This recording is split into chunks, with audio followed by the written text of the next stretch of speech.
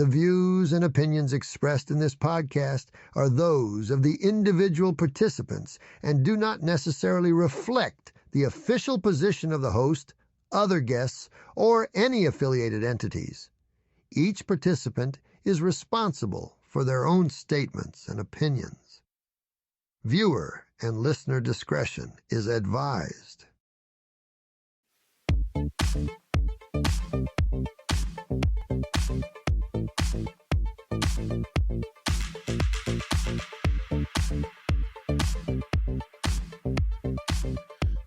Hola, mi hinchada! Welcome to another edition of High Trust, Low Context, Episode 6, The Little Things.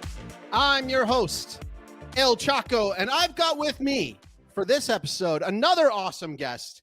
He's a road warrior. He is a someone who I have worked with in the wrestling business. He's one of my good buddies. His name is Chris Blanton. If you've seen him live, you will know him by his ring name, which is Little Fabio. Welcome to the show, Little Fabio. How's it going, man? Hey, how's it going, dude? Thanks a lot for having me, man. I'm happy to be here. This is great. I'm so glad you had time to share with me today. I know it's been you've been very busy with a lot of your health issues and stuff to do with your health. You are now officially retired from the ring. That would be the best way of putting it. Yeah, officially retired. I don't think there's any coming back from where I am. I don't know. Maybe you could be a manager like me, you know. Maybe. Never say never. So Little Fabio and I, we worked together back in 2016, I think, back in 2016, 17. Yeah, maybe? 16, 17. Yeah, and we worked together for a company called Midget Wrestling Warriors. That's right. And your career actually ended with a different company, Micro Wrestling, correct? That's right. Yeah. So tell us a little bit about your career. I mean, how many years did you work as a midget wrestler? I got 13 years of professional wrestling in just before my nagging back issues caught up to me and I had to retire. Yeah. So was that like a gradual process, or did that just kind of stop for you? Well, I guess it was kind of a gradual process. Multiple injuries that just never got looked at. Like I said, I've been doing it for 13 years. I had nagging sciatica for a long time. Mm-hmm. And I guess you could also say I'm a victim of the American healthcare system. Which is not great sometimes. Yeah. Yeah. Well, by the time, you saw me, I had left another company where I had been wrestling full time from.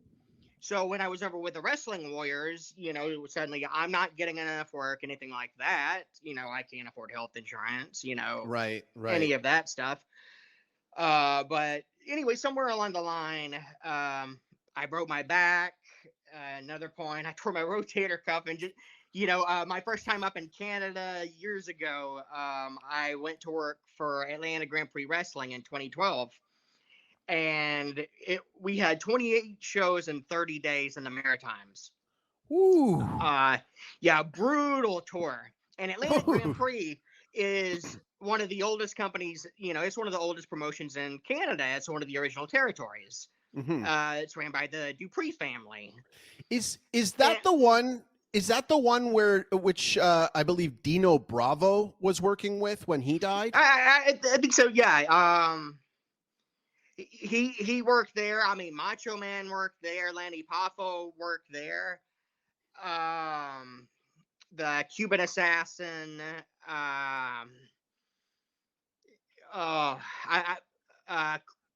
Crusher Koloff. Okay. Yeah. Okay. Yeah. There's like a Leo Burke. Oh, okay. I know Leo Burke. Yeah. He's big up there. If you've ever been to the CAC in Las Vegas, he goes to the CAC. Do you go to CAC? Have you been to CAC? For listeners who aren't familiar. I've been 1 year. That's when I actually met Leo that one time. Oh, okay, yeah. Um, For listeners who aren't familiar, CAC stands for Cauliflower Alley Club, and it's like a wrestling alumnus club, correct? Like it's for wrestlers, yeah, present and past. it's basically the Cauliflower Alley Club is basically a benevolent fund for wrestlers when they're down, they're out, they're retired. Basically me. The CAC has actually helped me. Oh, really? Okay. Yeah, they actually just paid off my neurosurgeons. Because they've been asking for money, and I've had 2 surgeries now. I'm about to have a 3rd surgery. I've got to have my other hip replaced early next year in March. So there's like all this stuff popping up, and I'm good friends with Ron Hutchison, who is on the board of the CAC, and he had been begging me, please ask for help, please. But you have to seek the help. You have to put in a formal request. And I mean, ever since like I broke my back and stuff, and ever since you've known me all those years, and I've just been all these injuries, people have been begging me, ask the CAC for help, and I always felt too proud. Well, not too proud. I always felt, there's somebody else that needs it more. Wow. Okay. You know what I mean? You see, yeah. Well, you've always like struck me as very guys, humble. Yeah. Like I'm only 30. I just turned 34. Wow. There's all these other guys that they were pioneers in the business. That had been doing it for 30 or 40 years, and I mean a classic. Like the movie The Wrestler. One of those classic scenarios. Basically, because there's no when you retire, it's either you saved up or you didn't. It's hard to save up. You have to have something to fall back on. If you don't have something to fall back on, then that's what the CAC is there for, is those hard times. It's hard to save up money as a wrestler. It is hard. It is. And I know they're like, oh, there's these expenses on the road. Like when you're traveling on the road all the time, everything's just like so hectic.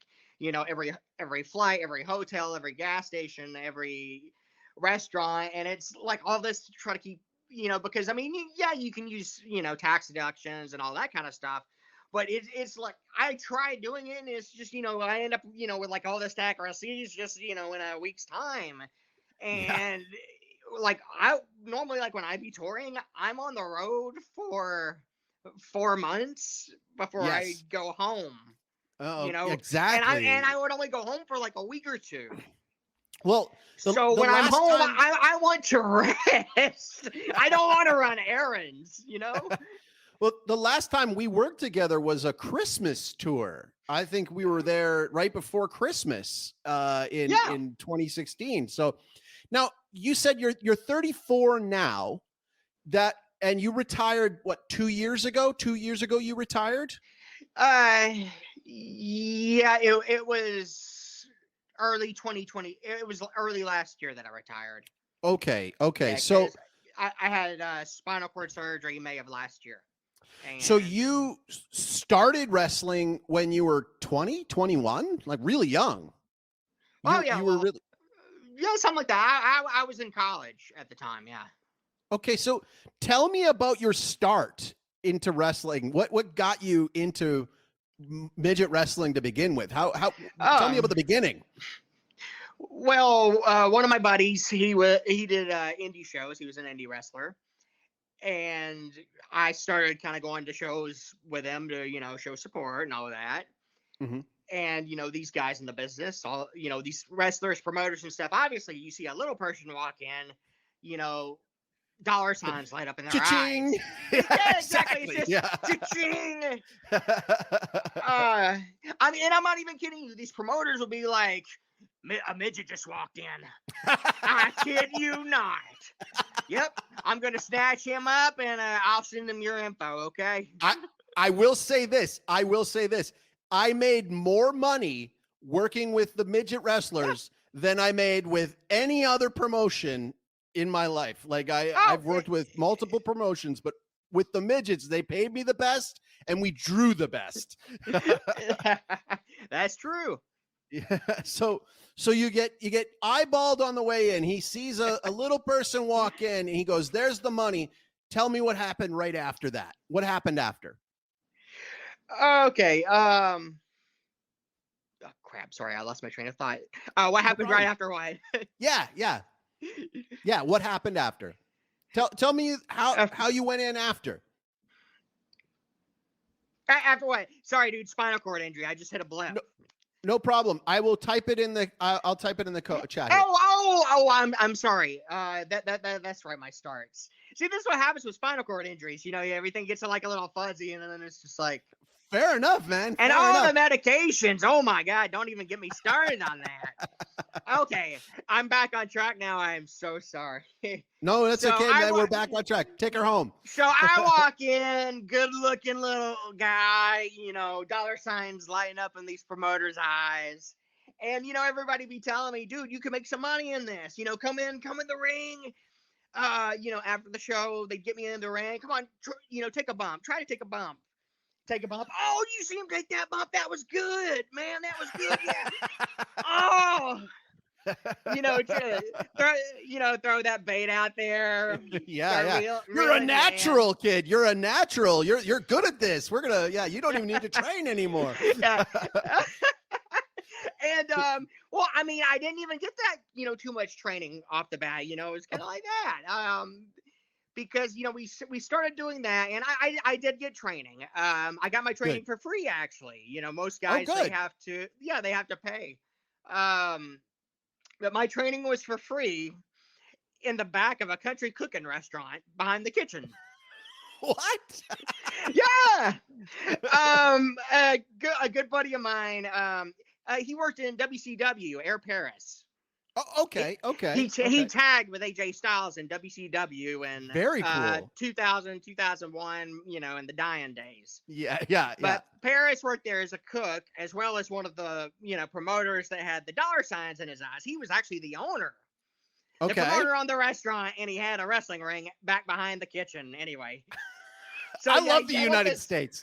Yeah, so you had like this, nice, it looked like a Cracker Barrel when you walked in, and then there was a pair of those swinging doors that went through to the kitchen. You went through that, and there was another pair of swinging doors.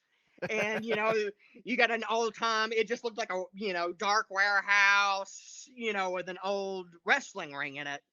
Right. So okay. you're sitting there trying to enjoy a nice peaceful lunch with your family, and then you hear screaming coming from the back. It's like eating at the Hart family mansion. Yeah, I know. I mean, Sunday after church, you go to get you something to eat. So what are you guys planning on doing for the rest of your day? So okay, so you get trained. What was your first match like? What was your first match like? Okay, so I trained maybe I got a few months in there. We'd go up multiple times a week. Another my buddy that was an indie wrestler, he'd come with us, but a guy named Mar Phillips, he mostly trained me. Air Paris, he had a bit of a hand. And, had a bunch of guys, all over the place, because a lot of it was, kind of like learning as you go, on the job stuff. But my first match was actually kind of a training match against my first real booking the next night, right? So my first match was against my indie wrestler buddy in front of about 15 people. Was he also a little person, or was he full sized? Was he? I'm sorry. Was he also a little person, or was he? No, he was normal size. I'm sorry. Yeah, okay, I didn't come across another little person in the wrestling business for a while. Really? So yeah, and then you finally meet one, and then they're like, oh, we can make a lot of money together. Well, you could. And you exchange contact information, but then turns out they're a crackhead or something, and you never hear from them. I don't know. They're especially down here in the South, a lot of guys were totally unreliable. It's the wrestling business. Nobody's reliable in the wrestling business. But anyway, I kind of had what I thought of as like a training match in front of this smaller crowd, against my friend. Yes. The first night to prepare for my big competition the next night for like my first like official booking that had been advertised and all this, and it was against this. I'm not even kidding. Like 500 plus pound. I mean, this dude was huge. I'm sorry. I'm only 154 pounds. I'm 4'8", so I can't really gauge fat people weight. But this guy was at least 450 a monster. Plus. He was a monster. He was a monster biker, like as biker as you could think. I mean, this. Did you beat him? This was a grizzled. He was a veteran in the wrestling business, Did he put you over? I mean, he was, this grizzled in his 50s, big 450 plus pound biker. He's got the,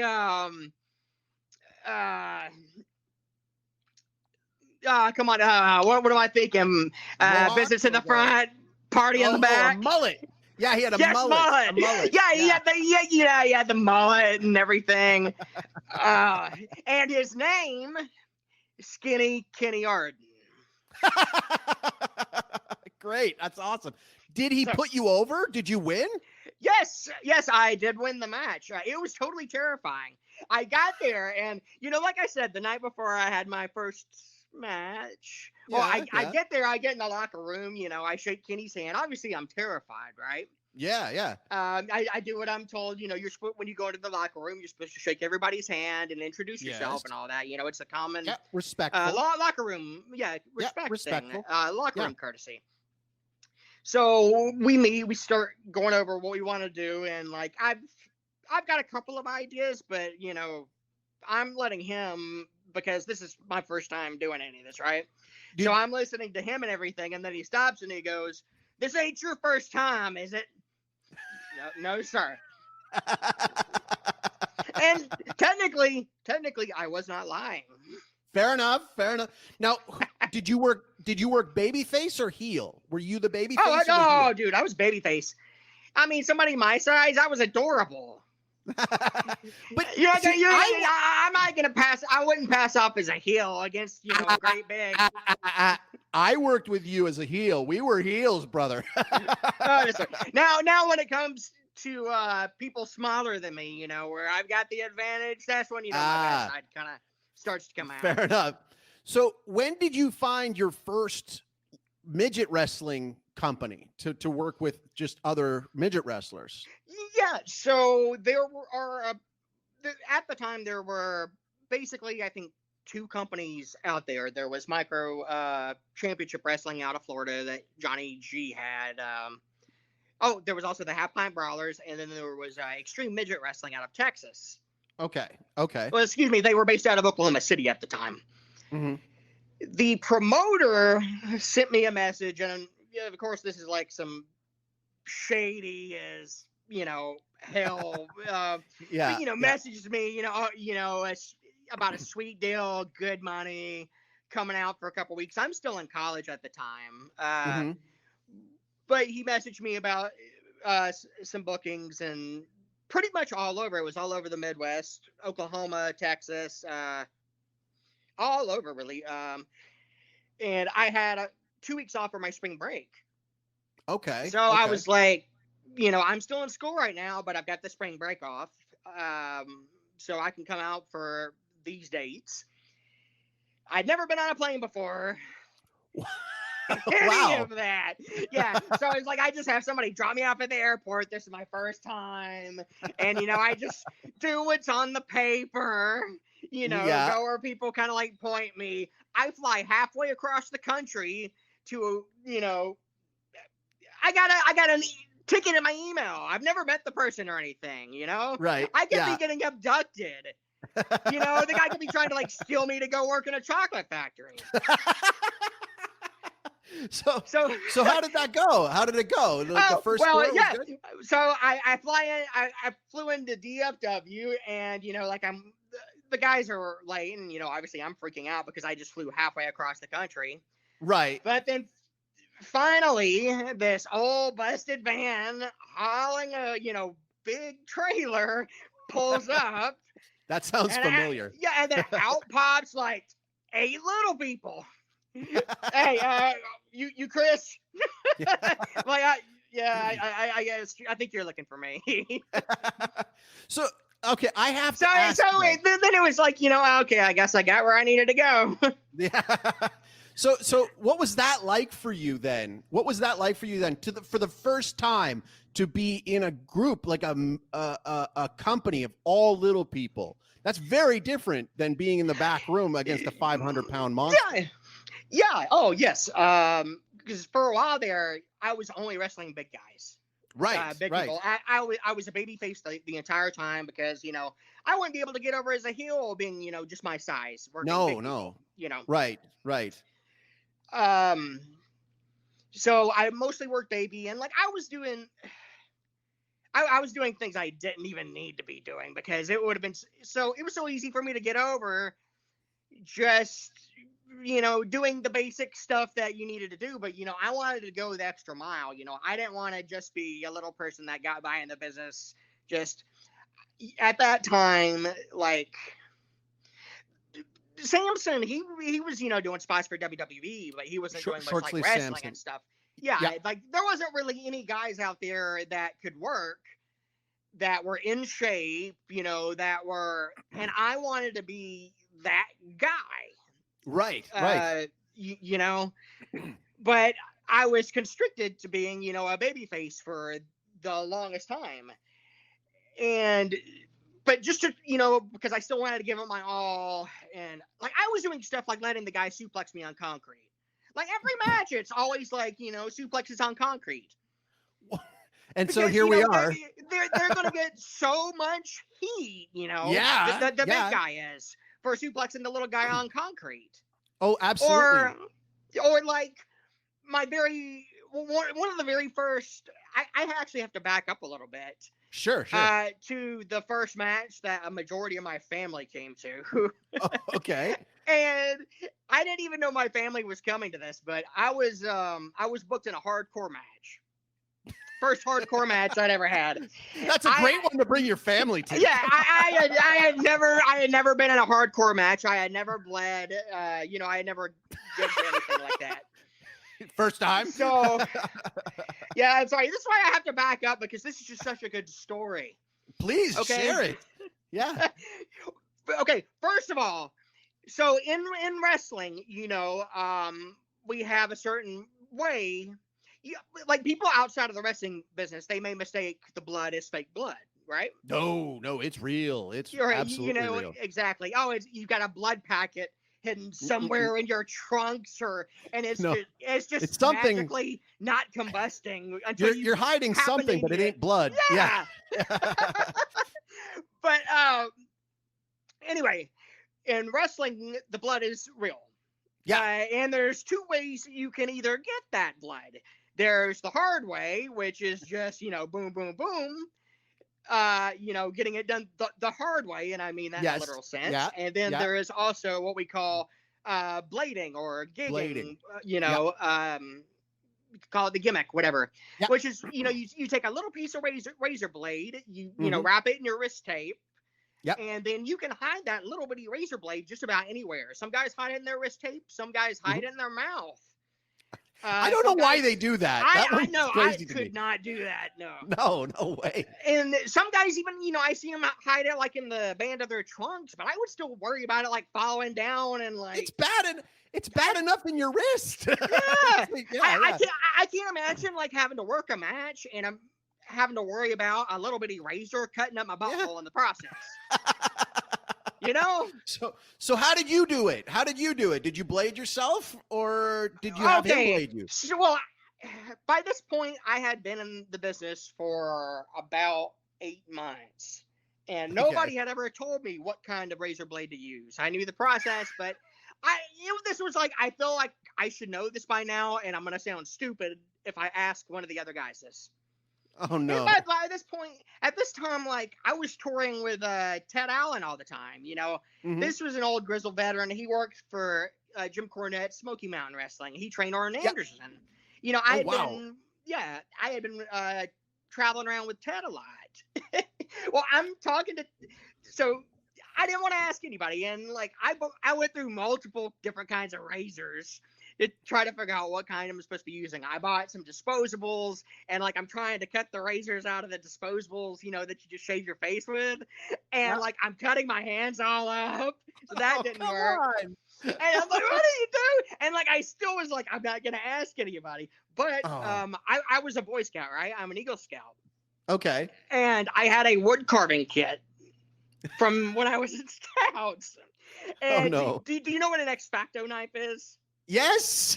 Yes. You were using one of those? No. Yes. No. Come on, man. I mean, this was like a big, like 2-inch long blade. And you didn't tape that in your wrist, did you? Dude, I mean, I made sure to like put layers and layers and layers of wrist tape on, right? Yeah. And then I put the blade in, and I thought that was gonna be enough. Uh-huh. I wrapped my arm up real good. I put the blade in, and I put the tape in to make sure it's secure. And I'm talking to Ted Allen again. Like I said, he was an older guy, trained Arn Anderson and Big Boss Man Ray Taylor. He was a big legend in this area. But anyways, I'm talking to Ted, and then one of the guys runs out. Hey, dude, your music hit. I'm like, oh, and then I look at Ted goes, get out there. I clap my hands together, and that X-Facto blade popped out Assassin's Creed style and stabbed me right in the palm. Oh, God. I have a scar in my palm. From your, oh no. So you're already bleeding before you get to the mat. Yeah, I go, oh, and Ted's like, what? Blood just starts pooling in my hand. Ted goes, well, there ain't nothing you can do about it now. Your music's gone. He wrapped up some paper. He got some paper towels and just like wrapped my hand up. And I went through the curtain with blood already pouring out of my hand. And when I advertised this match, like Facebook, this was like when MySpace was over. Facebook's just, kind of getting there. And this is before the invasion of old people to Facebook, basically. If you know what I mean? Before your aunt and your grandma decided to get a Facebook account, right? When it was cool. Right. Yeah. Like I knew my cousins were coming because they had sent me messages and asked. But when I went through the curtain, my entire family, minus my grandmother, was there. Whoa. I kid you not. All my aunts, all my uncles, my cousins. I go through the curtain, I've already got blood pouring out of my hand. And I'm kind of in a daze at first because I remember my cousins sitting to the right, and they're, like the entire row is my family. And like I'm looking at them, I'm like, okay, and I'm just kind of clapping them with, the non-bloodied hand. Yeah. And then I turn, boom. Unprotected chair shot right there, beginning of the match. Gosh. And my uncle, who had been he'd been riding hard on me about, wrestling being fake. When I came out, he had like this, he had his legs crossed and like this smirk on his face, like, we'll see what's up. But as soon as that happened, he was into it. That entire demeanor. Oh man. So did you end up blading yourself during the match later? Did you still go get to it? Yeah, I did. Yeah, I mean, after I stabbed myself. Yeah. Yeah. Guy put me in the trash can. I managed to get it out, get a few good ones in. Yeah. I was paranoid about that spot too, because they were like, don't be careful now when you're in the trash can, because we had another guy that was in a trash can, and we were doing a trash can spot where he was supposed to blade. And basically he'd be in the trash can and somebody hit the trash can with a chair, right? And then he comes out and he's bleeding. Well, he was inside the trash can and he was fixing up the blade. And when the guy hit the chair, the blade, he was still trying to, make himself bleed. And the Oh, blade, God, and it went no. into his eyeball. Okay. So I was Okay. really terrified about that. But yeah, thankfully, eyeballs were harmed. Oh my goodness. So Just my contacts, because I still wrestle with contacts in. But like I learned after a while that especially with blood, like when blood gets in your eyes, you can kind of like try to like blink it out and everything. But with your contacts, it washes over the contact lens, and then you just can't see anything. Oh man. Oh man. So let me guess then. See, it's interesting because you bring up about being in a trash can to do this, but like, because with big wrestlers, you can't fit them in a trash can. So you were like full body in the trash can doing this. Yeah. Like they put you fully in. Yeah. Wow. Well, I was like, the only thing you could see were my legs dangling out. Okay. And the guy that was, that was crushing the trash can with the chair. This was another, big guy that's like 350 plus pounds, Oh, so this wasn't another little person wrestler. This was against this was big guy. another big, this was another big guy that I had this hardcore match with. Talk about heat. Oh my goodness. So yeah, like all the people that are like, make sure you don't stab your eyeball out. Oh man. So yeah. So for how long were you wrestling big guys until you were predominantly wrestling little guys? It was probably about a year and a half before I got that message from Extreme Midget Wrestling, the mystery promoter, that sent me a plane ticket, and I just mysteriously got on my first plane and went across the country. Yeah. I toured with them for 2 weeks. It was, you. In the little person wrestling business, you're wrestling every single night, There's no rest. At least like There's 6 nights a week at least. So for that 2 weeks, I came out on my spring break and I'm wrestling every single night, bars, nightclubs, conventions, stadiums, and I absolutely loved it. And that was my downfall. Yeah. Because that was when I decided, and that's when I realized I can do this for a living. Yeah. I love wrestling, and these people are paying me good money to wrestle, and I can do this for a living. So why am I still going to college? Yes. Okay. So did you drop out after? And I know people are usually like, you need to finish college first to have something to fall back on. Right. At that time, I already knew I was going to wrestle when I got out of college, and I had I had already gone through 4 years of college, and I still didn't know what I wanted to do. I didn't want to be like a professional college student. Right. Yeah. And so I'm just racking up these. College is expensive in America, and I'm just racking up. Expensive in Canada. Yeah. Oh yeah. Yeah. And I'm just racking up, all these student loans and everything. And I'm like, why am I still doing this if I don't know what I want to do? And right. The only thing I know I want to do right now is wrestle. Well, so that was when I, caught that bug. Like, well, I know I'm gonna be wrestling when I get out of here anyway. So why does it matter? So once you started going into you started as a baby face. Was that under the gimmick of Little Bo Duke? Were you Little Bo Duke at that point? Yes, I was. You've been doing your homework. I have. I do my homework. Yes, you were Little Bo Duke before. Yeah, when I first got over to Extreme, I was still wrestling as Too Tall Shorts on the Independents at the time. Too Tall Shorties? Too Tall Shorts. Yeah, okay. when I was wrestling all these, big guys, I was too tall. I love it. What was your theme music? What did you have for your theme music for Too Tall? Oh, God, what was your theme? I hated it. I don't even want to say it. Don't tell me it was Skilo or something. Have a little love on a little honeymoon. You got a little listen, you got a little spoon. Alan Jackson's Little Bitty. That's kind of awesome. Yeah, of course. God, I hated it because it's like I wanted to burst out and be doing some Shawn Michaels type stuff. Yeah.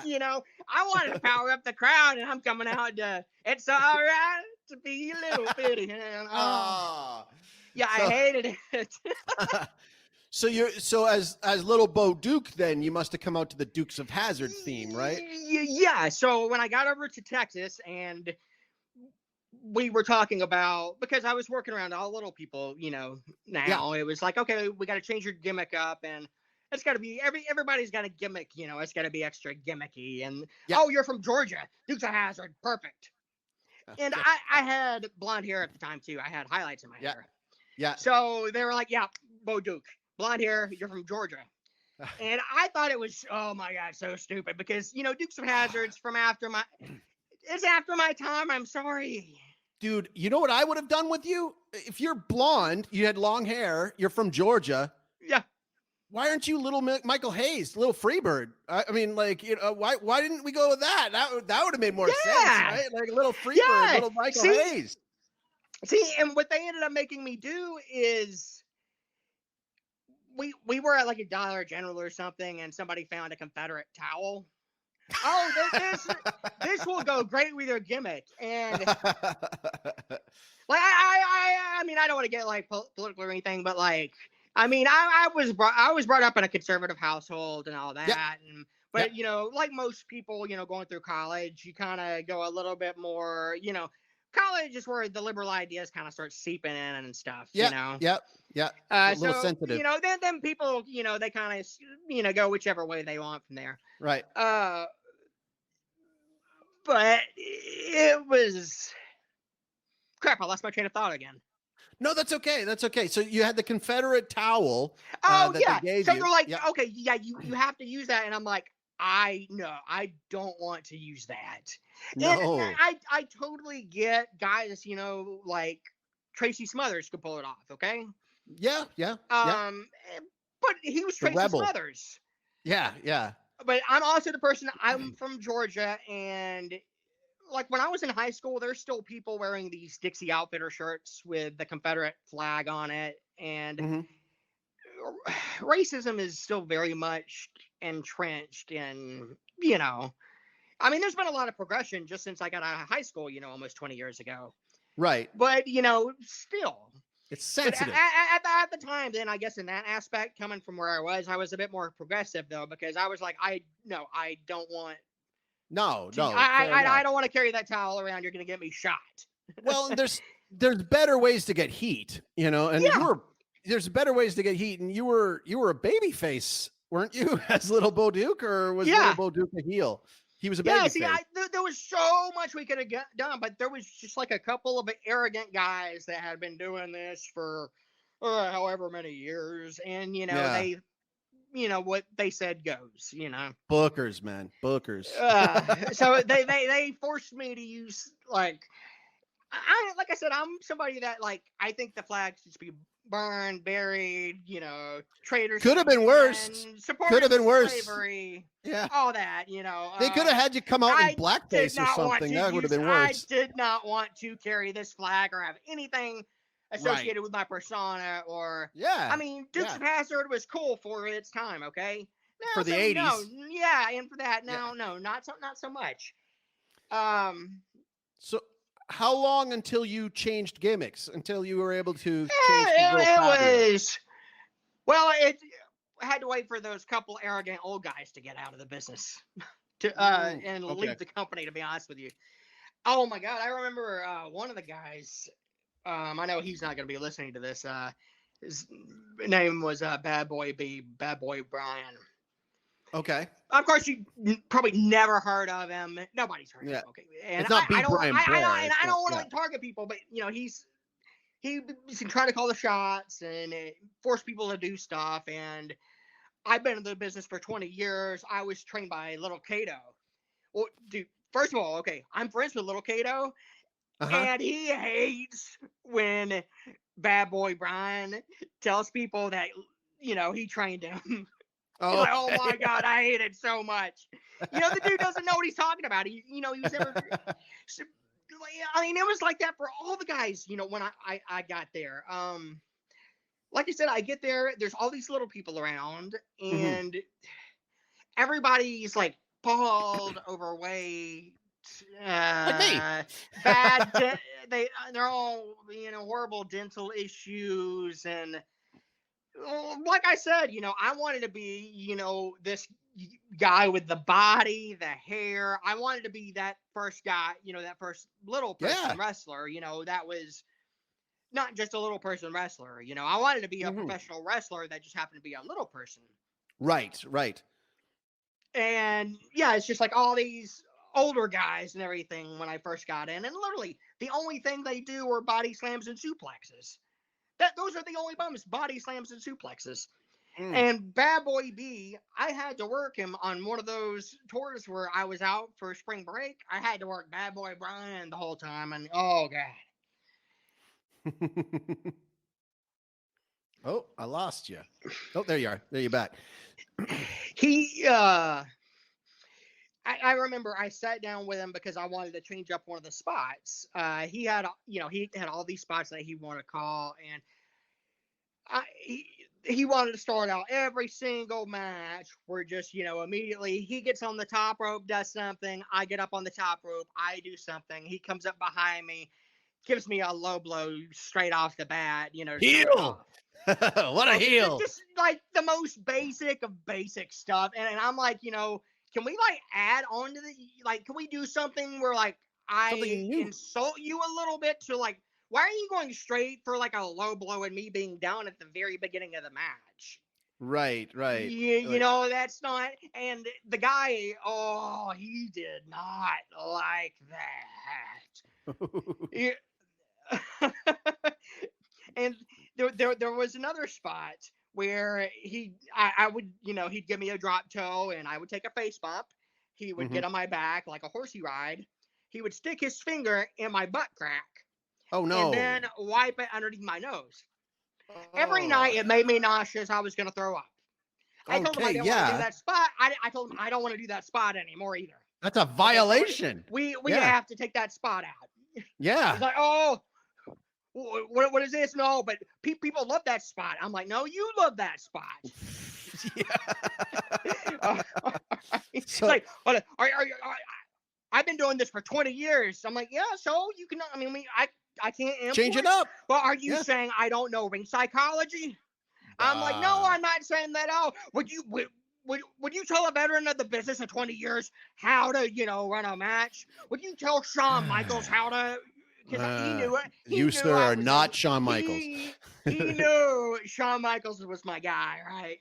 That was like my favorite wrestler that I was gonna ask. Yeah. So yeah, when I came in as a little person with that good body and the rocking hair, I wanted to be that little person, Shawn Michaels. Right. Okay. But he cut in there. Would you tell Shawn Michaels, how to work a match? I'm like, no. First, that's ludicrous to even. Yeah. But I was just like, dude, you're nowhere near, and no universe, no Shawn Michaels, and didn't go well. Hated that, man. But did they put you with someone else? Eventually, I just ended up working with somebody else for the rest of the tour. That makes more sense. But those guys kind of had to go, and I got to the point where I started growing my hair out, and my hair was getting a little longer. It was still blonde. But we were doing a show in Dallas, and the owner of the company, he was, there for the show. And he's like, now that your hair's longer and, you got the body now and everything, because, I was looking good by this time. He's like, we should call you Fabio. There it comes. There it is. Huh? Well, he's like, yeah, Fabio. Fabio, I had no idea who Fabio was. He's like, the romance novels. Yeah, the butter guy. I can't believe it's not butter. I'm like, so I look it up and I'm like, dude, you can't be serious. He's like, yeah, man, I think we're gonna make you Fabio. so it's stuck. Like, all right, fine. We'll try it one night. We'll see how it goes. And the music hits. They announce, he announces some ludicrous stuff, about, me with a body and something with the romance. And I can't even remember. But, we do the Fabio gimmick. The crowd pops and the women were so into it. And just by the end of the night, I came backstage and I'm like, I'm keeping this guy. Yeah. And that's what I stuck with. So when you switched to Little Fabio, what was your theme music then? Wasn't it Poison? Didn't you have, or Motley Crue? Yeah. By Yeah. by that time, I had thankfully moved away from Little Bitty. Yeah, because And didn't you have "Don't Need Nothing and But a since Good Time"? Was that you? yeah, Yeah, and that's your here's song. here's the other thing. That's the other thing I hated about Little Bo Duke. As Little Bo Duke, you know what they made me come out to? What? What? Just some good old boys. Yeah, you can't, So it was hype- more of the same thing. So you I can't had get been hyped to that. stuck. Yeah. I'd been stuck with this horrible country Oh. crap for So the entire time. So I was trying to move out of that, and by that time, I had started using "Nothing But a Good Time" by Poison. great song. Great song to come out to. Yeah. And it just it just stuck, and I got the I when I make my way out to the ring, I've always got a way I move and this little dance that I did.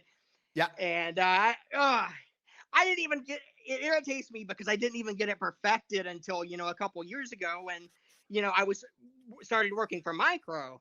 Yeah. I got these neon tights. I had this fur vest. So like when I would come out, I'd get up on the apron, I'd do my little thing, then I would get in the ring, I would spin around while slowly unshimmying the vest, Yeah. and then I'd get up on the top rope to take my I had these sunglasses that were in the shape of stars. Oh, okay. Okay. Yeah, so Yeah. get up on the top rope, take those off all sexy like. It was a great entrance. So when we worked together, I think you had like a robe or a house coat or something. Didn't you have like a robe? At that time with the Midget Wrestling Warriors, Samson thought I should come out with a bathrobe. Yeah, I remember that. So yeah, I was doing a weird bathrobe thing, and the thing was, I called this my Midget Wrestling Warrior face because I went from wrestling full time and. I don't want to throw shade on anybody again because it's all good. Because I like Short Sleeve Samson. He's a good friend of mine. Very talented. But when he is. But when I went to start working for him, I came from Extreme where I was wrestling full time. Right. And right. again, wrestling for a living. When I came You over need to the the bookings. Warriors, Yeah. when I came over to the Warriors, Samson's promising me work. That first one I did, we did 2.5 weeks in Alberta. It was amazing. Right. I think that's where we met, right? The one at Christmas time. Yeah. Yeah. We went to the mall in Calgary, right? Yeah. So so when I worked a tour with you, I drove the RV and with the trailer. We did. Okay. Yeah. We did Lethbridge one night, and then the next night we went to Medicine Hat, did a community center there, and then we came back to Calgary and did Cowboys again. So we did a lot of shows at Cowboys in Calgary, and that place was popping off every time we'd go. Oh, okay, right. So this would have been the next year then. So yeah, I had already been gaining weight by this point, but because it was at the end of 2015. I was. The last time I worked with Extreme. I know that for a fact. So it was probably the next Christmas with the Warriors that I met you. But that that first Christmas tour that I did with them the year before, like 2.5 weeks, show every single night, everybody's making good money. It's great. Everybody, I can't understate like how great of a group of individuals this was. Totally. People to tour with, they're like family, and totally. Like, Rob the Giant, Prince Akeem, I love those guys. Shovelhead Chuck. Well, and also Samson. E-Money, rest in peace. Eddie. He was a good friend of mine. He was on that tour with us. Yeah, that's actually who I was wrestling in. He sadly passed away a few years ago. Yeah, that's right. Well, and we were talking before the show about going into these towns because you and Eddie were working an Extreme match, and so it was we would pull into Walmart because Walmart has these big parking lots, so it was easy for me to park.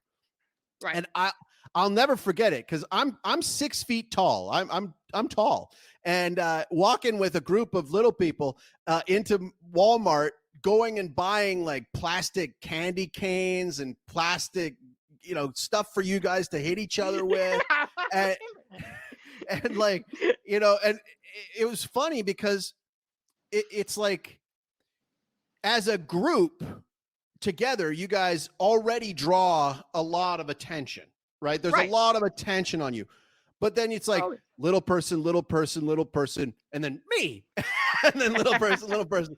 And so like, I'm like, like the handler at this point. Yeah.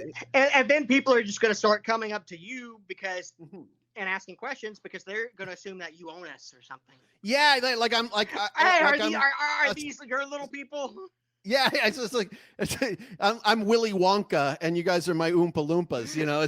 It's like it was surreal. It was very surreal, but it was also some of the best work I've ever had in my life. I really truly loved working with you guys. Amazing group of individuals. Yeah, and you and Eddie would do this extreme match. So the beginning of the night, I would come out, I would cut a promo with Prince Akeem, who was my charge, and we would have our promo, set up the title match with Samson, and then there would be another match, there would be a girls match, and then there was your match, which was the extreme match, and then I come back out with Samson, with Akeem. Every night, you two stole the show. It was like I'd be in the back and I would just be hearing the crowd going bananas for what you guys were doing in there. And I remember. Well, I'm glad to hear that because I can't hear. So and that's also the reason why this is an audio only podcast, so that we can, make sure everybody works out with this. But yeah, man, that was so surreal to me. And so, you were my charge. I think I started managing you at the previous tour. I think the previous time, and maybe in November or October, you came to Calgary, and that's when Samson wanted me to have my own stable. So I had my own stable, and it was you and Robbie the Giant and Prince Akeem, and so it was like my mini dynasty. And it was great. It was cool. I remember the robe because I was the one who had to take it off of you and then hand it off. Oh, that's right. Right? So, yes. Yeah. So like I had a job. I hated the robe. Hey, man, I thought the but like robe I said, was it was just like the time. I thought it was good. It was just, like I said, I was coming from Extreme, and I was promised all this work and stuff. And then after that first Christmas tour, that first amazing 2.5 weeks, it's like, okay, what's the next tour? Okay, see you in a month. And then it's like, okay, we'll see you in 3 months. That's hard. That's hard. And then suddenly it's like, okay, I'm just flying to a different country for just 2 shows and then back home. And that's then tough. Like finally, there was only like, so I started putting on a lot of weight. So like when I see pictures of me in like in the bathroom, I'm like, oh, that's my fat face. That's what I knew. My face, I'm like, oh, that was my midget warrior's face. See, but that's what I thought was your gimmick. I thought it was like, oh yeah, he's kind of a tubby guy. He takes off the robe. He's like, I'm a ladies man. No, I hated it because it's like, see, it's like, yeah, you take the robe off and you look good, when in reality, I do not. But yeah, man, it was it was fun. I had so much fun with you guys, and like you said, it was like family. And as you know, so that was in 2016, 2017. Right. And in late 2017 is when I had my reversion and I came back to the faith and I became Catholic again. Oh. And part of it was because of Samson. And it was because before our shows, it always touched me that Samson would bring everybody together for a group prayer to keep us safe. And dude, that hit me, because the thing is that in those shows, tons of stuff can go wrong. So many things can go wrong. And so to have the owner of the company pray for us for our safety before we go out, man, that hit me hard. That was a major part of my conversion. Yeah, Because and I think go ahead. that's the only company I've ever worked for that did that. Did that. Yeah. And because like you said, like most promoters, most bookers, you're a piece of meat for them. Do you know what I mean? Like you are just a body to be sacrificed in front of everybody. But with Samson, it was different. With Samson, it was a little different, at least for me. Go ahead. What? Yeah. Well, and what you're doing. Yeah. I don't want to sound bitter, but the guy did lure me, promising me work that I didn't get. Well, I'm slowly going crippled. Yeah. And So did you know how many times I've talked to him since, like, I've been permanently disabled now? 0. I'm How sorry many? How many of those bumps were on his watch? Like Many. 2 years. Like 2 years of that, dude. That's not cool. That's not cool. Hopefully, now there is one person, and I'm sorry for kind of sidetracking you a little bit. No, please. Because you're my guest. You do talk about promoters thinking of you as a piece of meat. Mm-hmm. The owner of Micro Wrestling, Jack Killigas. Yes. He has continued to support me while I'm still waiting on disability because I couldn't take care of myself or anything after I had a spinal cord injury, and right now he still supports me. Okay. Sends me money to help out with all the doctor's bills and everything. Wow. Calls to check in, even though I don't have anything to give him. He's still calling to check in, and he's making sure I'm okay. You can't say that for another promoter. Tell me more about Micro Wrestling then. Tell me more about that company and what because they run a show like a tourist attraction, correct? Like it's for tourists to come, right? Yeah. Yeah. So unfortunately I didn't start working with Micro full time until my last year of wrestling, unfortunately. But I still probably did more shows for Micro while I was still working for the Midget Wrestling Warriors at the same time, just because I wasn't getting any work. Right. From Samson.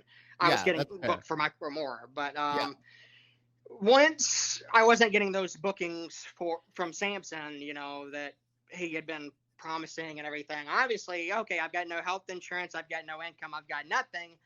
I actually had to get a shoot job again, trying to get out of the business, and because my back and everything was getting so bad, dude. Right. So I got a job working at a bookstore at Barnes & Noble. Oh, okay. So, okay. So I worked at Barnes & Noble part-time for 4 years, trying to get out of wrestling because of how bad my back was getting. And my dad, he kept saying, well, you got to stop wrestling. You got to get you a job somewhere with benefits so you can see a doctor. Because that's the only way in America, you have to get health insurance to see a doctor and everything. So I had actually gotten a job working at a bookstore part-time by this point. And one day, hopes of having a position, maybe, they'll give me a position with benefits. Right. Spoiler, that never came, and I had to quit and go back to wrestling and crippled myself a year later. But anyway, I work at the bookstore part-time, and I'm doing some work with Micro Wrestling. By this point, they were already working more than any other midget wrestling company in the United States or Canada or anywhere for that matter. I'm talking, 6 shows a week, every week, all year.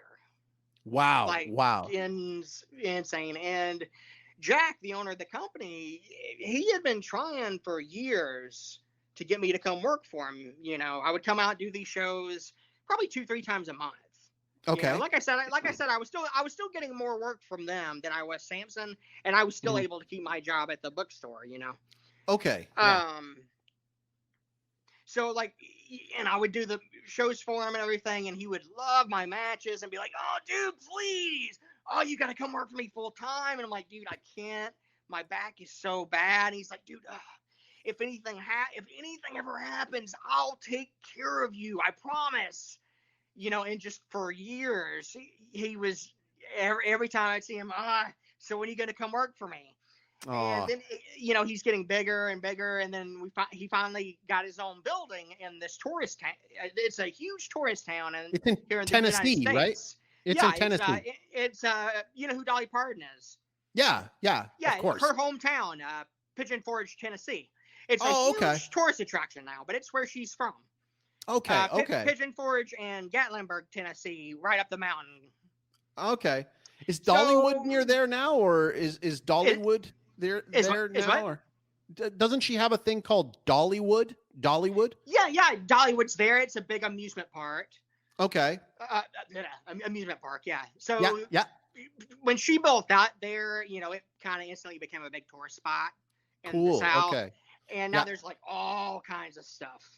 So you go down, this big strip of road, and there's just all kinds of, go-kart rides, arcades, magician shows, country theaters, gospel theaters. Very cool. Cracker Barrel every other exit. God bless that Cracker Barrel, man. I love that Cracker Barrel. It's like a hot spot family destination. Like here in the South, if you don't go to the beach, you go to the mountains. Okay. And they say when you go to the mountains, you go to Pigeon Forge in Gatlinburg. Okay. Well, the promoter, he got a building in this major tourist town in Pigeon Forge. Very cool. He's doing 4 shows a week for the tourists. Very cool. Because they were trying like all kinds of different stuff. Because it's weird.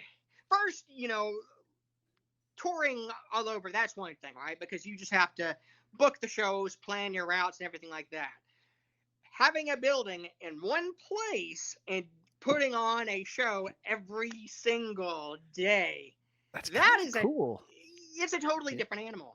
Yeah. And especially in a tourist spot, because it's like, okay, when do the people come in for vacation? When do they leave? And there's a constant fluctuation. So, Jack tried to do 7 days a week. He tried 5 days a week. He was trying to run shows, 3 days, but twice, 3 times, those 3 days. Mm-hmm. And then he ended up settling on the 4 times a week.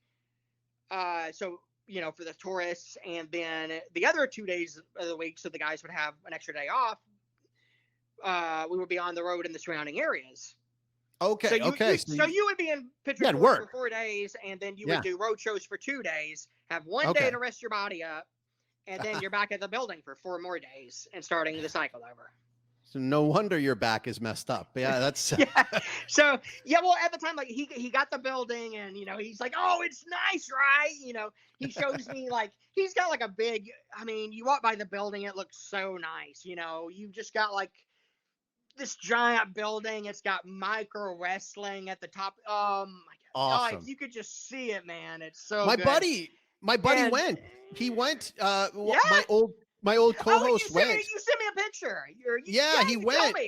Yeah, he went, and I was like, I don't know if Little Fabio will be there in the crowd or not, but I mean, say hello. Well, but yeah, you weren't there for that one. Yeah, well, when you look at the building, the whole front is, glass, like, big glass pans or whatever. Yeah. Well, there's a big image of all of us, going across, and, so like I'm taking up an entire pan of glass of my image, and the promoter's like, nice, right? You walk in, you see how beautiful the ring looks and the merch table, and awesome. Then he had like my picture up on the wall. It's like, so you ready to come work for me full time yet? He rolled out the red carpet for you, man. Well, I mean, it's like that for like all the guys. I mean, I don't want to like toot my horn or anything, but he was like really trying to get me because I was one of the guys that could work, and man, I just wish you could have seen me like when I could still like actually like before the injuries Yeah. started coming, because I had to just adjust my style like Uh, so Different. much, you know. Well, Uh, that's typical for a lot of but workers. A lot of workers have to adjust their style. It's yeah, almost like, that is true. But that's usually over like a period of, like 20 or 30 years, not, yeah, true. what. You were very Uh, abrupt. Yours was yeah, very yeah, not, abrupt. Yeah. yeah. I mean, unfortunately, I just made it 13 before I just wrote it to the wheels fell off. But Yeah. anyway, they have this building in Pigeon Forge, and it's not cheap either. It's the rent's $9,000 a month. Whoo. Yeah, so I mean, being But they're drawing. successful. Yeah, Yeah. we're a draw, being successful as a company and everything, and uh, like for example, I think I don't know what it was last year because I had already had my spinal cord injury, but Mhm. the year before, after I started working for him full time, we had reached like $2 million in merch sales. In merch? Just in I merch? mean, yeah, Wow. just in merch. I That's mean, crazy. indie companies do not do this. Like the other, and I know you've got your experience with Samson, but No, but man, I have my own. if you walked into this building, oh, I'll you would tell you, be man. in love. Well, I mean, so yeah, I worked for Samsung, but I don't know if you realize, like, I also was a promoter. So I had my own company down here in Paraguay in Right. 2015. And we used to talk a lot about how awesome it would be to have our own building, to Mhm. have our own show. Like, Yeah. I thought, hey, Yeah, like for it's just the financing. I mean, the it's money is the big thing. It's not cheap, no. Even and here in Paraguay, it would be and that's expensive. one thing that was irritating me too was like we were doing a lot of work. I was doing a lot of work for Samson at first, Mhm. and I know that like these casinos are paying big money, but Yeah, then they it's can be. like, Yeah. so what does he do? What is this building towards? Where is this money going? Where is you know what I mean? Right. Yeah. Is Well, it just? I mean, I know as a promoter, like, it gets expensive. Like, it gets yeah, really expensive. So for yeah. example, I had to have on site, I had to have the like fire department and like paramedics on site legally to run my show. I had to have Mhm. medical personnel, and we used it. Yeah. I mean, we had guys having to go in an ambulance from shows, and insurance and lights and sound Mhm. and all that kind of stuff. It's not cheap, but it's interesting about this micro wrestling thing. I always thought to myself, you talk about tourism traps and stuff. Like, do you remember Medieval Times restaurant, which was like where they would do the knights and the jousts? Yeah, well, Uh, they have Dolly Parton. She has one of those things. okay, so So yeah, it's that kind of stuff. I always thought, man, how great would it be to have a wrestling dinner theater where you come and they serve you Uh, food and then See, that's exactly what Jack is trying to do. I think it's a good He idea. he's so with Jack, it's funny. He actually started micro wrestling way back in like 2008. Okay. Okay. But then he went to prison for a while Oh, okay. for trafficking heroin, I think it was. Oh dear. Well, I don't know. He was trafficking something, and then he went on the run for like a year and a half. Okay. Okay, so he went on. So he was a fugitive from the law, and then he finally went and owned up to Uncle Sam. Did his time. He spent. Yep. And he tells the story every time he gets drunk, But it's a good success story for him, He's He like, turned it around. I spent 7 years in prison, and every single day I just kept thinking what I'm gonna do to put my company on the map. And just every day that's all he did, Hyper focus. for 7 years in prison was think about Yeah. how he was gonna make his company put it on top. Wow. So he's And doing it. he got out, I think, in 2016, and then in 2 years, 3 years, he had already built the company back up, tore it Mhm. enough to like get that building in a major tourist town, and Wow. then to the point where when he finally got me to, I'd left the bookstore and I went to work for him full time. we ended up with two groups of guys. So like my group of wrestlers that is at the building in Pigeon Forge, we're Mhm. wrestling in Pigeon Forge, 4 days a week, and then we're doing the 2 road shows a week and have a day off. We have Mhm. a second group touring all across the country nonstop 6 days a week. Usually Wow. Mondays would be their day off, but they're going 6 days nonstop. And then like Christmas time, everybody gets 3-4 weeks to go home for Okay. their families. And I Yep. mean, you gotta come and go whenever you want. I mean, there's always guys we can bring out, but the Right. schedule, the amount of work, and Jack That's has just got this. living the dream. Yeah, Yeah. He's I mean, just getting out of prison, being on his A game, building the company back up to what it was, getting a building. He bought an RV, a $90,000 RV in cash. He paid from it off merch. in cash with Yeah. out of 3 shows that we did. Wow. Wow. That is Just before I came to work for him full time, like the year before, we had a show here in near Atlanta, Georgia, at a place called Cowboys. Right? We yeah. packed the place out with 1,900 people, and Whoa. made, I think, he made almost 40K off the door. That makes sense. Just the So, door. yeah, so he's like, yeah, that one show that you worked, that paid half the RV, and I paid it all in cash. Holy moly.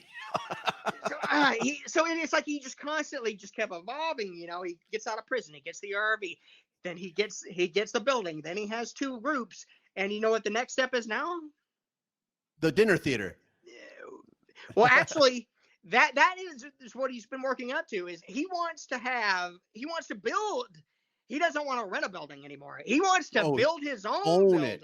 Yeah, He wants but to own the building and have a big It's back. building with one side he wants to have micro wrestling, and on Yeah. another side he wants to do a comedy club and a restaurant. This is ambition. I And love this. you can, go back and No forth. Yeah, kidding. it's just like a whole. So that's kind of like what he wants to get into. And like right now, he's got a lot of stuff in the works. There's actually a reality show coming out soon on a major network that I can't say yet. Interesting. But it's already the season is already finished wrapping.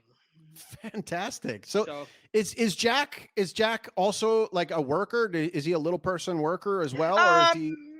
No, actually, no. Jack is normal sized guy, really big, huge, jacked up dude. By the way, so yeah, that's why people are always. They expect the owner to be, little or something. Then it's like, Well, you never know. Are you Jack? And we're like, no, that guy's Jack. Point up. It's funny because the mix is always great. Because I approached Samson after working shows in Vancouver or Cloverdale with him. So I met him in Vancouver, and he brought Prince Akeem with him to work the shows out there.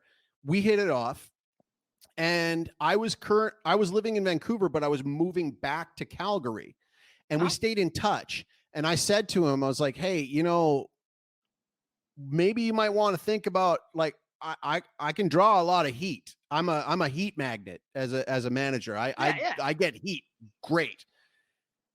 And I thought hey, I'm 6 feet tall, and a 6 foot tall manager picking on and cheating against a midget wrestler, that's going to get more heat. And that's where, he's like, let me think about it. And then he said, yeah, he brought me in, and that's how I got to meet you. And I thought it was a good fit. I actually did. It worked well. It worked really well.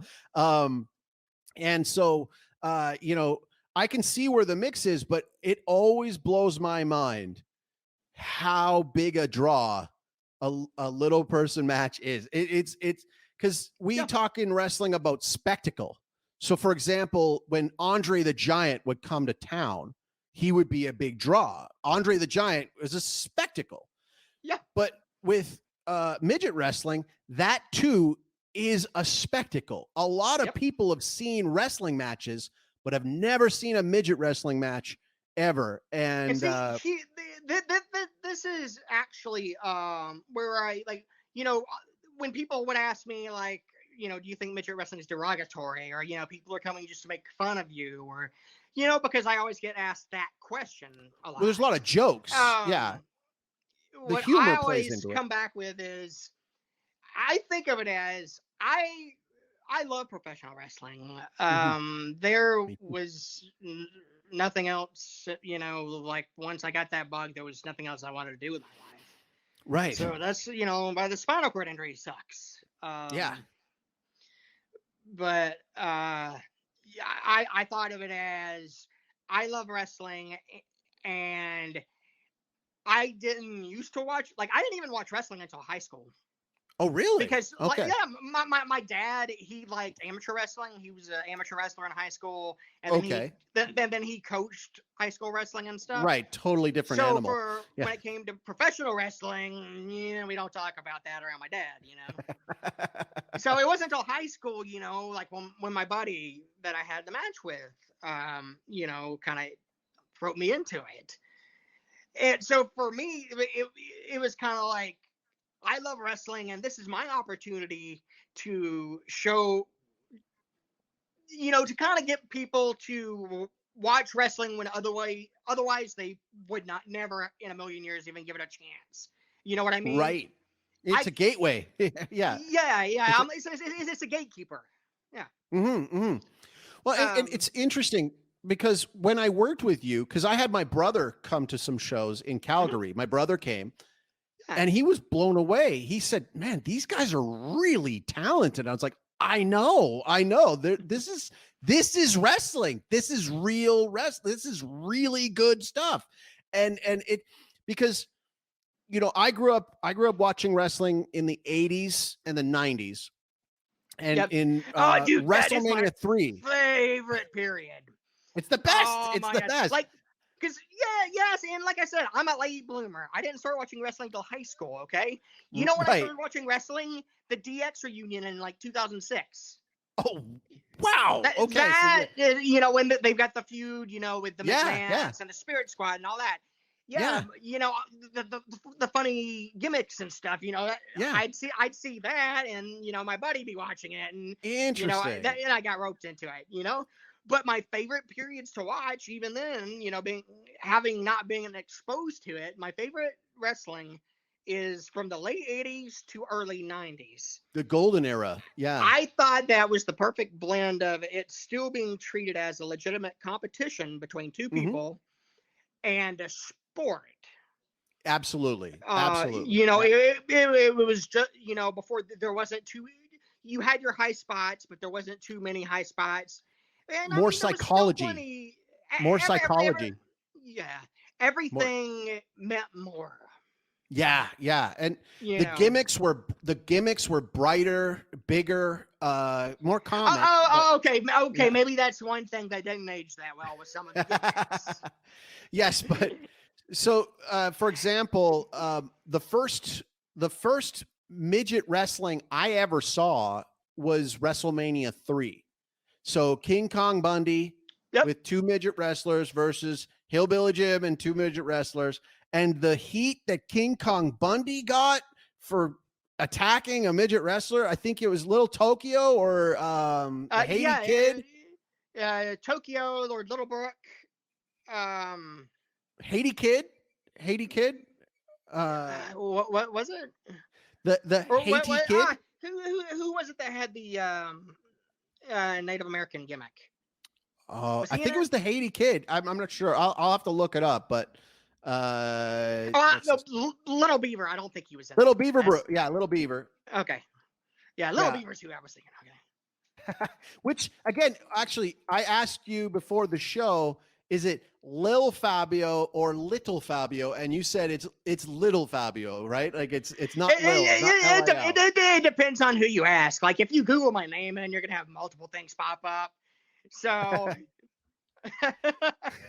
yeah, it was. I assumed it should be Little. Yeah, because I'm not a rapper. I thought only rappers should be doing the LIL. Exactly. It's not like little bow wow. It's I just looked it up. So it was Hillbilly Jim with the Haiti Kid and Little Beaver versus King Kong Bundy, Little Tokyo, and Lord Littlebrook. So yes, Okay. yeah. Get 3 out of So 4. three littles. There was 3 littles in one match in the names. Little Beaver, Little Tokyo, and Lord Littlebrook. When you go and watch any of the classic midget wrestling matches, have you gone back and watched some of the legends, some of the legends? Like, who are some of the, in your opinion, who are some of the best midget wrestlers of all time? Whew. I mean, I would say like the best of the best would have to be probably Lord Littlebrook. Lord Littlebrook. Okay. Lord Littlebrook. Yeah. But I mean, Lord Littlebrook, little like the guys, we just named Little Tokyo, Yeah. Little Beaver. They were all great. They were the ones that kind of paved the way for, I guess you would call it my generation. I don't want to sound old, but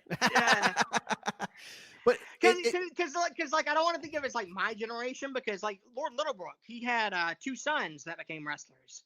Oh, really? Okay. Yeah, Beautiful Bobby and Little Kato.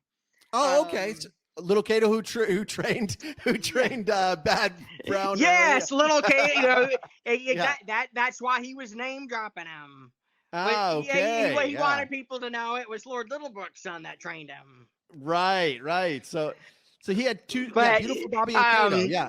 Yeah. But Kato, he's like 50, so he's like 20 years older than me. So I don't want to say it's the same generation. Right. But you know what I mean. I get it. Also, I always like to ask. So you've gone through all of this, and this is mm-hmm. maybe one of the harder parts, but like having to say farewell, to say goodbye to something you loved, to say goodbye to wrestling, must be really difficult and takes time. How are you managing with that? What is it that you do to keep going, to stay afloat? You because we talk and you're always quite optimistic. I always love your attitude about everything. How do you stay up? Well, let's see. Like for coping, I mean, besides the medication, I've been on Cymbalta for a while now, and that has horrible side effects. Yeah. But I guess that's better than thinking, I hate my life, I'm killing myself. Right. Like that, muscle relaxers. I've been taking gabapentin or like Lyrica for almost 2 years now. Right. Really, I can't walk very well after I did a year of physical therapy before the doctors were like, it's just the damage is done. Just get in the pool to try to keep the weight off. If you keep the weight off, you'll be able to walk a little bit better. Make sense, right? Take some weight off your legs. I can walk a little bit, with my walker in the house, but out of the house I've got to use a wheelchair. Right. But I mean, it does suck. I never leave the house, mostly just for surgeries or doctor's appointments. Right. It's a totally different lifestyle now. Usually I spend all my time playing my video games. Okay. What's your favorite video games? I have a very broad range of favorites. What are you playing now? What were you playing before we started this? I like everything. So I actually just finished Cyberpunk 2077. Okay. And the expansion for that. I really enjoyed that. Star Wars Knights of the Old Republic is one of my all-time favorite games. Classic. Yeah. Kingdom Hearts I've gone through probably 3 times. Yeah. Final Fantasy VI. It's a good one. That's a good one. Yeah. Oh, that is. Everybody loves Final Fantasy VII, but no, Final Fantasy VI, buddy. But so you've moved back in with to get help from your parents, of course, because it's a full-time thing. It's full-time care to take care of these things. But I ask, there's one question I ask all of my guests, because this show is called High Trust, Low Context.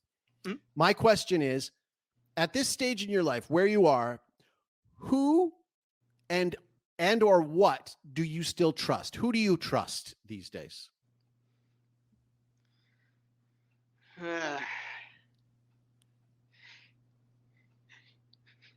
I had to. I was forced into retirement almost 2 years ago, and I still feel like my whole world's crashing down on me, and Yeah, yeah. maybe ask me in another year after the reality set in more. Fair enough. Fair enough. 'Cause, Fair enough. I don't. You mentioned before. I mean, I want to say something optimistic, but like I said, this all started with spinal stenosis that was just never looked at, and even when I had health insurance, I would go to the doctor and they'd just be like, it's sciatica, that's all it is. And then I lost health insurance. Then I went to go work for Samson, and the work that I was promised wasn't there, and I couldn't see a doctor or anything, and I was getting worse. So I got a job at a bookstore and hopes of, having benefits so I could get health insurance to see that doctor. That's the big thing I'm working towards. And for 4 years I'm there, and it never came. And then COVID hit. Right. And I was literally right before COVID hit. We finally had it was an assistant manager position that opened up, and I'm like, I want it. Basically, I gave an ultimatum, I'm getting this or I quit. Right. You know what I mean? But because for years at this point, I had been the person that came in when people called out. I was the scapegoat, I was trained for every job in the bookstore. And then COVID hit. And there went my position. So I had to go back to wrestling. I worked for another company for a little bit. Well, no, I did some shows for another company, and then I got a severe concussion, and then I had a show for Jack with micro wrestling, and he saw how concussed I was, and he was like, I don't want you to work for that guy anymore. When you heal, I want you to come work for me full time. Right. And that's actually when Jack got me. He sounds like a good dude, though. Aside from the prison time, he sounds like a really good dude. No, he's taking good care of you. Amazing dude, and I mean, I cannot say enough. He didn't have to. He still calls to check in on me. Over a year later. I mean, hey, do you need anything? Do you need money? Right. How is everything? I've known him for 3-4 years, but there was only that 1 year period when I came back, because it's my back's bad. Okay, it's time to go back to wrestling so I can afford that health insurance. So I went to go work for him, because I'm like, well, he's going to pay me enough. I can afford the health insurance. Right. And I was finally able to do it. But no other, like I said, has Samson called to check in on me? I mean, I've had the worst thing that could possibly happen to me as a professional wrestler outside of dying. Yeah. Has Samson called to check in on me? Have any of the some of the guys that used to beat the crap out of me and shoot on me, have they called to check in on me? Jack checked on you. Been checking in on me. I checked in on you. I checked in on you. You check in. No, there's people that check in. I mean, you check in, but promoters though. You know what I mean? No, I get it. And he doesn't have to do anything that he's done. Over a year later into this, my spinal cord injury happened, and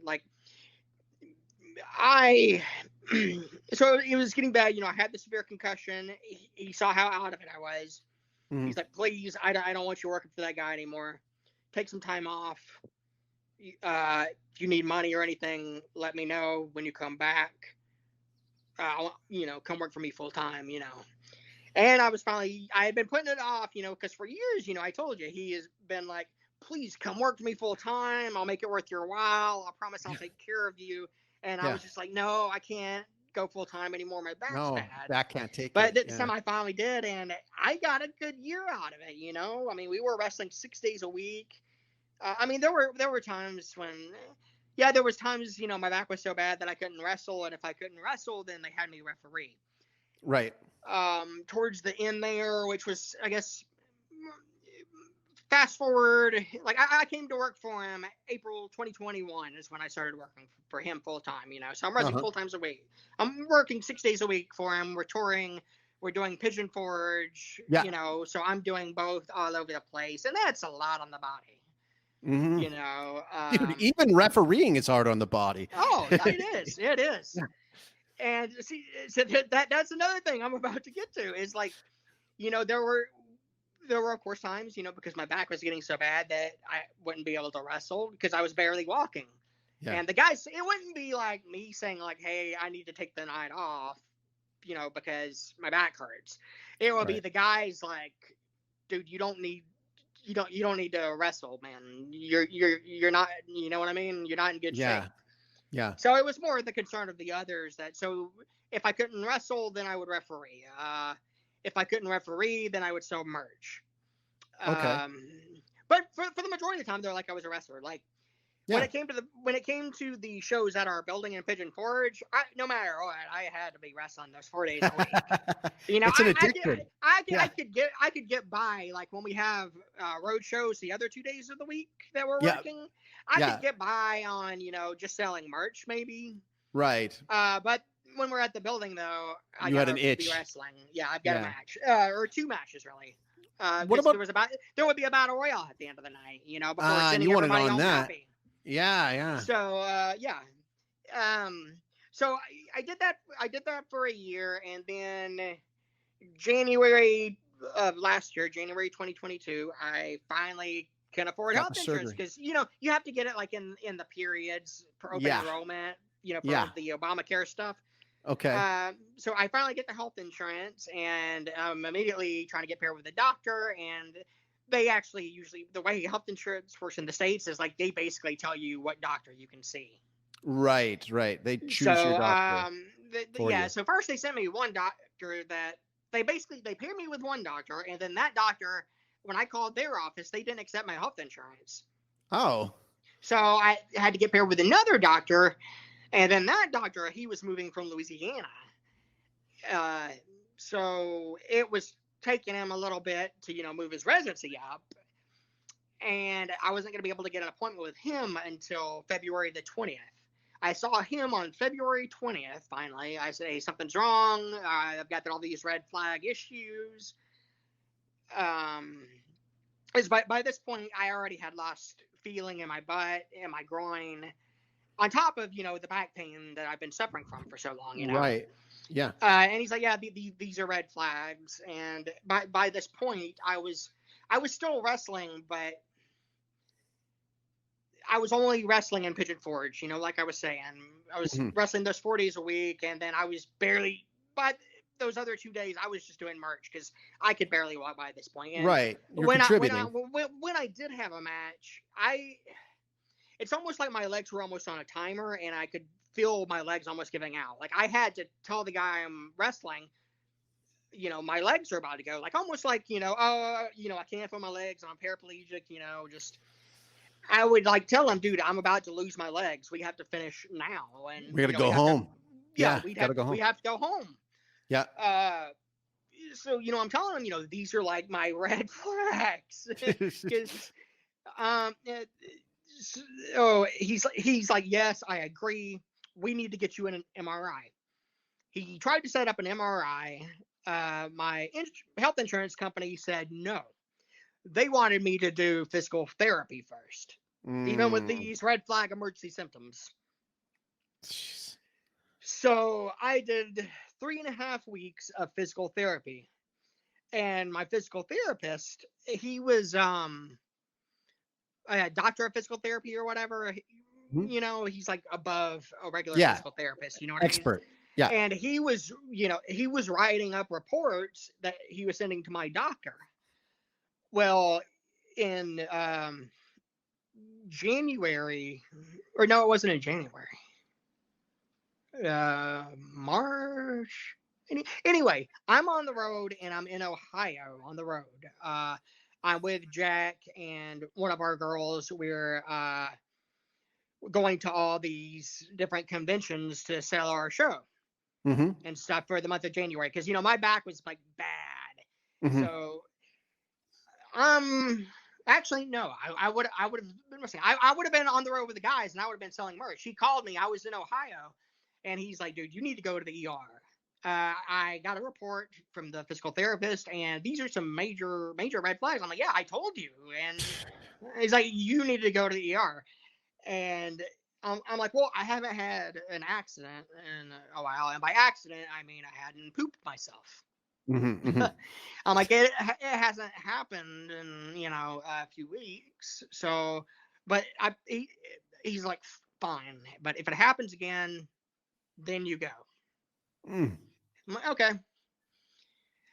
So, oh no, a few weeks pass.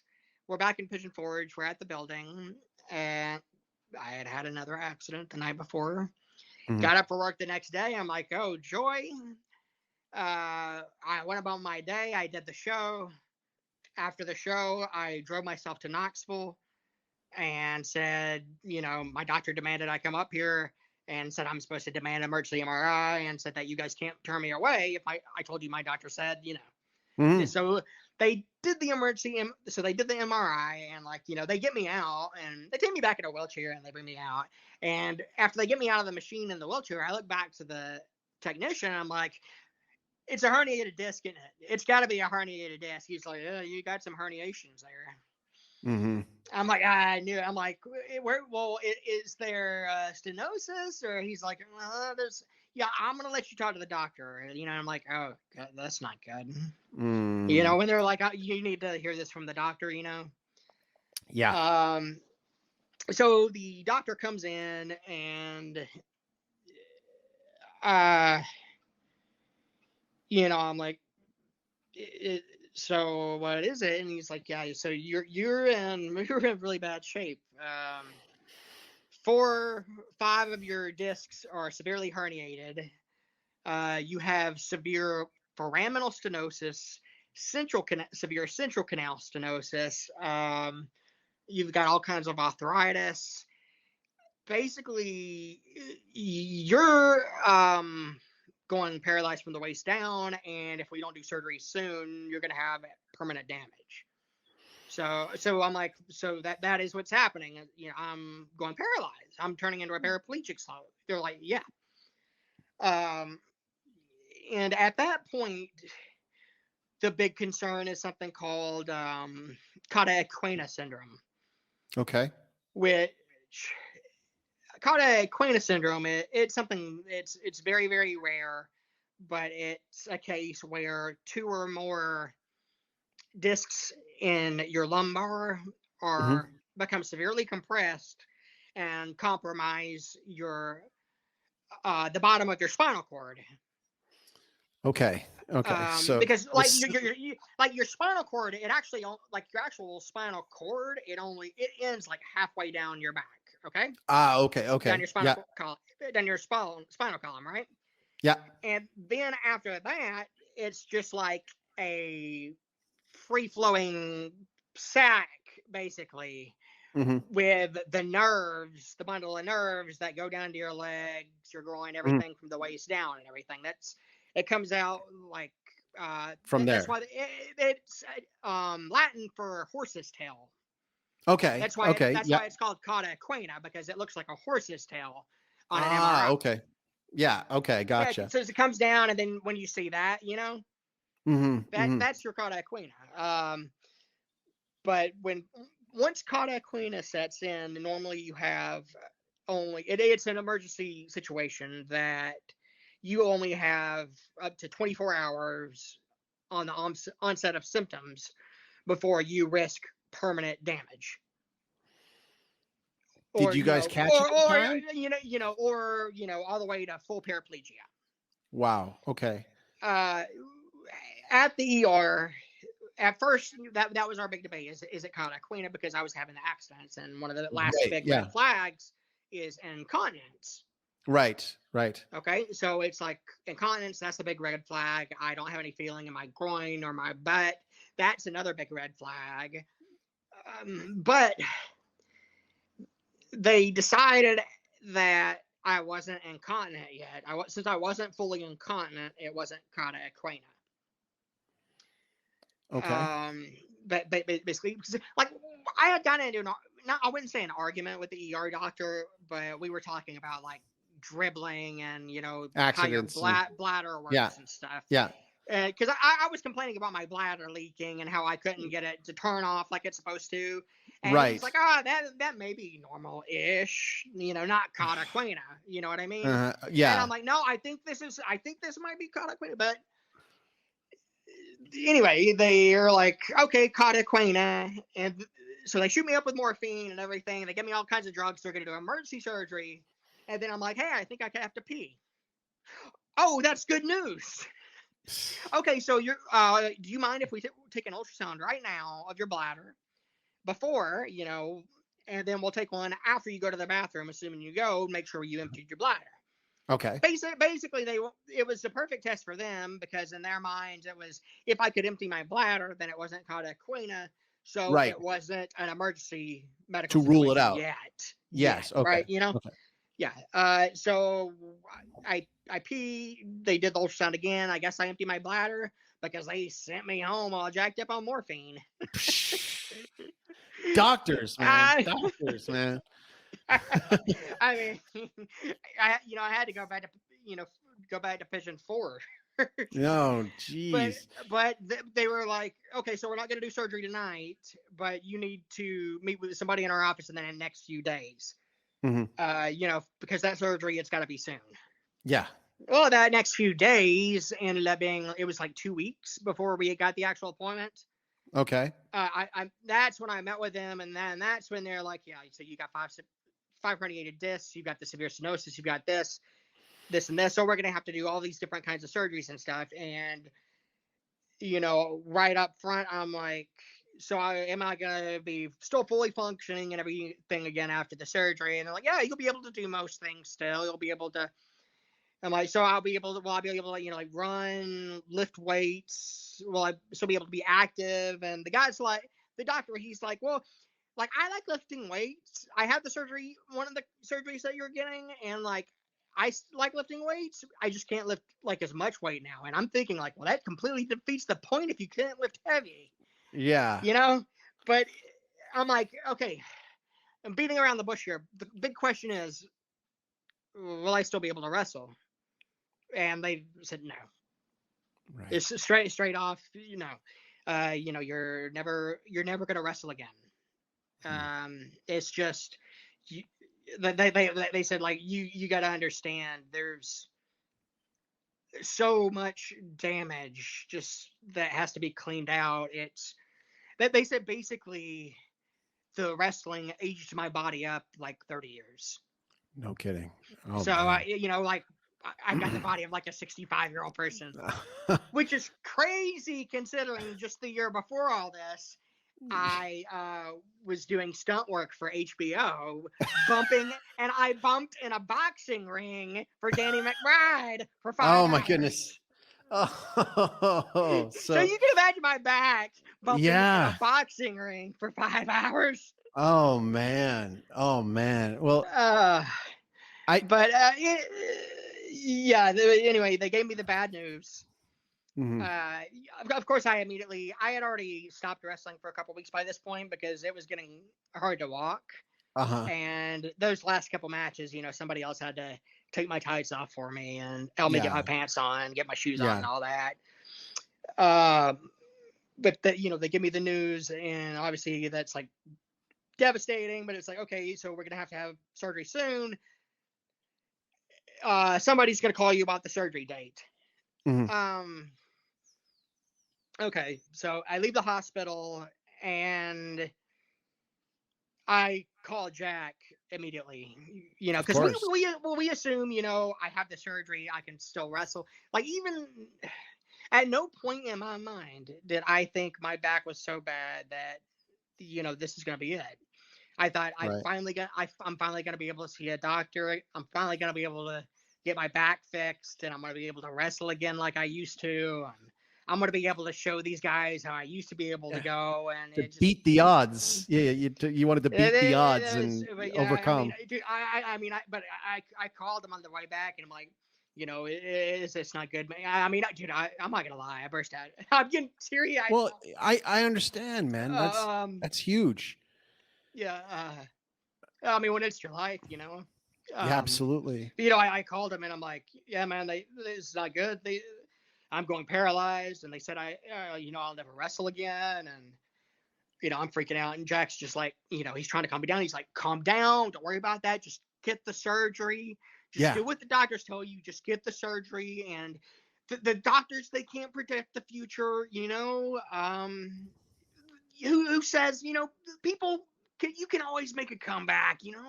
They don't know everything. But Yeah. in the back of my mind by that point, I'm like, because if your legs don't work, how are you supposed to get in the ring? Well, yeah. At the time he's like, just they don't know everything. Just we'll keep doing what we're doing. You'll get the surgery, and we'll kind of go from there. But you're not going anywhere, because my first thought originally was, well, since I can't wrestle now, he's not going to have any need for me anymore. So you know what I mean? What good? Well, yeah, that's the way it works. Yeah, exactly. So that's when I freak him out. When I'm freaking out and I call him, crying, it's because my whole livelihood's gone. My life is upside down. I moved all the way from Georgia to Tennessee for the company, right? To wrestle again, and yeah. He's like, get the surgery. I'll take care of you. Don't worry, I'll take care of you. Well, there's another month from when I see the doctors to the surgery date. I remember because it was my dad's birthday when I got that bad news. That was on April 4th, and my surgery date wasn't until May 3rd. Mm-hmm. 2 weeks before the surgery, I got up to go to work at the building, at our building in Pigeon Forge. Got up, got a shower to get ready for the show. My back popped in the shower. I heard it, felt it. I'm like, all right, I got to wrap this up. That's not good. Yeah. I get out of the shower. I get myself dried off. My back's pretty bad hurting, but it's not too bad yet. I managed to get to my bedroom. I get my underwear on as I'm bending down, and then a second pop. And then when that second pop happened, I hit the floor. Mm-hmm. And I'm on the floor trying to get dressed because I've got to get to work. I call Disco Dom, who works with Micro. He lived in the same apartment complex and the same building. He was just upstairs from me, which was nice. I call him like, hey man, my back popped. I need you to, could you come down here and help me? Please just come help me with something, because I don't want to tell him, hey, can you come help me get dressed, until I got there, Yeah. I don't want to be like, surprise, now help me get my pants on. Right. But he got there and he's like, help me get dressed. He's like freaking out, like, oh dude, you need to go to the ER. You need to go to the ER, man. You gotta. And he's like, where are you trying to go? I'm like, well, dude, it's almost 3:00. We've got to be at the building in 30 minutes, because doors open at 4, the show's at 5. Yeah. He's like, dude, no, you can't, no. And yeah, I try. He convinces me to not do it. He gets me over to the couch at least. He gets me dressed. Dom gets me over to the couch. He calls Jack, and they work something out. Somebody else at the door. I wasn't wrestling by this point anyway, so I wasn't physically in the show. I was waiting for my. I was waiting. Yeah, exactly. I was waiting for my surgery. Mm-hmm. Yeah, we just moved me to the couch, and yeah, that it was bad. For those next 2 weeks were the most pain I've ever been in my life. I thought I had been in 10 out of 10 pain before, but this was above that. This was 12 out of 10. This was the most. It had to be worse than giving birth.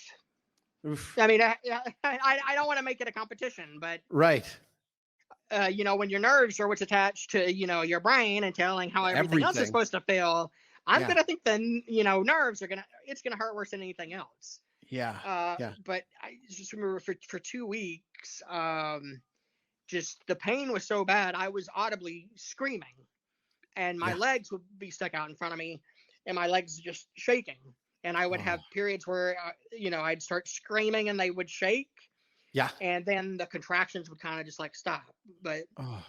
I couldn't be alone really by myself for like that 2 weeks. So like after the show was over, Jack came over to see what was up. He Hmm. saw how bad I was. He's freaking out, and he sat down. He's like, I'm not gonna leave you. Whatever you need, here's what I'll do. I'll pay you $600 a week for however long I need to. Wow. For however long this takes. Wow. If you need anything, well, you can't work. So it's like, okay. And he said, I'm going to have somebody come and take shifts staying with you. So Wow. anything that you need done, getting you food, helping you to the bathroom, doing your laundry, all that kind of stuff. And again, this is Wow. stuff he didn't, ever have to do. Vince Because McMahon wouldn't do that. Yeah. no, he wouldn't. Yeah. But yeah, so and for those 2 weeks, I usually had somebody with me. But at night, like Disco Dom and Hmm. our referee girl that lived in the apartment complex, I don't want them to have to spend the night with me if they're in the same building. Right. I figure you go upstairs, you go home, and then if I need Yeah. anything, I'll call you. But Yeah. at the same time, I'm too proud, and I'm not gonna bother anybody at 3 a.m.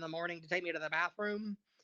So during that time when I had to get up, I remember I would somehow make it to the bathroom, but Hmm. by the time I had finished and start making it back to the couch, I would be crawling on the floor.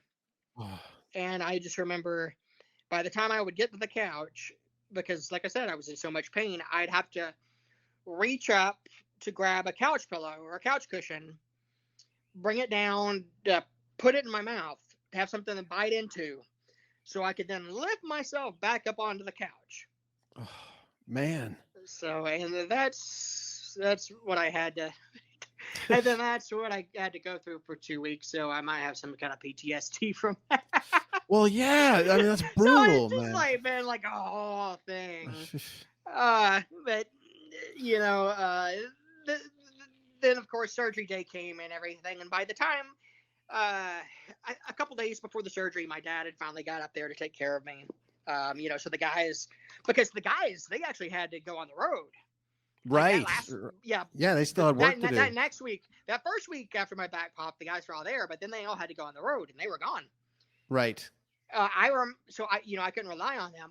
There was another guy that I was friends with in the apartment complex. He came to help me some, but I remember then he had to go somewhere and I didn't have anybody, and I went 4 days without a shower or a bath or anything, 4 or 5 Mhm. days, and I was just sitting on the couch that long and just Yeah, smelling that's hard. yourself. And yeah, Yeah.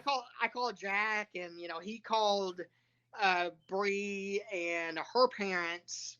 Bree was a referee girl. Her parents, Yeah. who I don't even know, total strangers, had Yeah. to come in to the house to help Help you me bathe. bathe.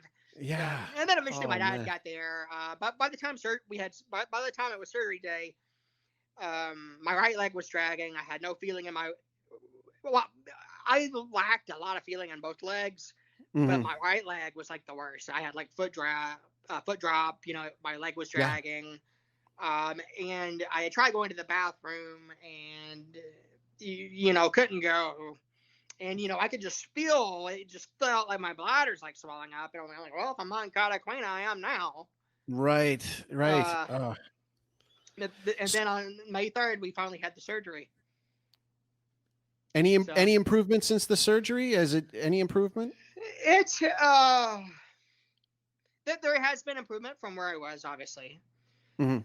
but it's just I talked about Cataquina syndrome and how we Yeah. have is it Cataquina syndrome? Is it not Cataquina syndrome? Like, I remember when I woke up from the surgery, the nurse, asking me to wiggle my toes.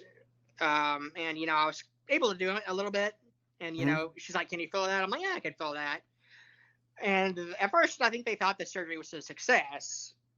But then a little bit later on the day, I asked, so when am I going to when am I going to start feeling my man parts again?